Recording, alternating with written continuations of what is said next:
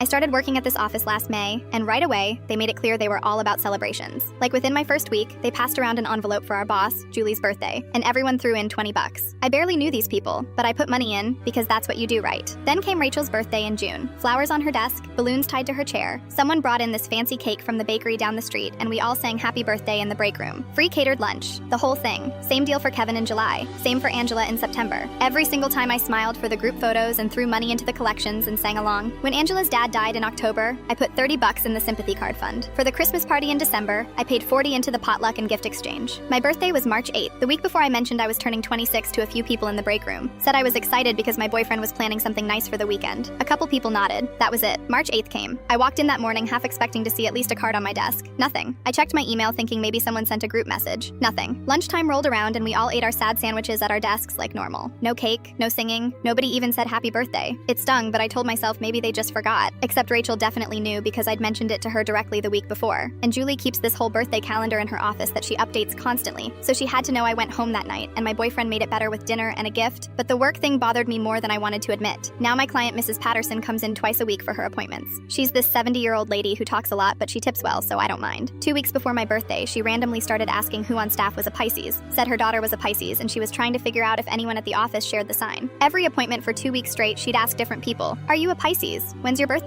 "No." "Okay, how about you?" The day after my birthday, she came in for her usual Thursday slot. I was still annoyed about the whole thing. She asked me straight up when my birthday was. I told her yesterday. Her face changed. She asked if the office did anything. I said no. She asked if they usually celebrate birthdays. I said yes and told her about all the other parties I'd been part of. Every single one. The flowers, the cakes, the money I'd put in. She stood up right there in the middle of her appointment and walked out to the front desk where Rachel was sitting. I followed her because I didn't know what else to do. Mrs. Patterson asked Rachel loudly why nobody celebrated my birthday when they celebrate everyone else's. Rachel stuttered something about being busy. Mrs. Patterson asked when Rachel's birthday was. Rachel said June 14th. Mrs. Patterson said so you had time for your own birthday but not hers. Julie came out of her office because of the noise Mrs. Patterson turned on her next. Asked if she was aware it was my birthday yesterday. Julie said she might have forgotten to check the calendar. Mrs. Patterson pulled out her phone and showed Julie a photo of the birthday calendar that she'd apparently taken weeks ago when she was asking around. My birthday was written right there in Julie's handwriting. March 8th. Mrs. Patterson said you knew, and you did nothing while this girl paid into every single one of your celebrations. She pointed at the flowers on Angela's desk from her birthday 2 weeks ago. Said it was disrespectful and cruel and she expected better. The office went dead silent. Mrs. Patterson walked back to finish her appointment like nothing happened. I just stood there. Julie went back in her office without saying anything. Rachel stared at her computer screen. The next day, Rachel brought in cupcakes and put one on my desk with a sticky note that said sorry. Kevin avoided eye contact with me all week. Julie sent me an email saying the calendar thing was an honest mistake and they'd do better. They haven't brought up birthdays since. No collections, no cakes.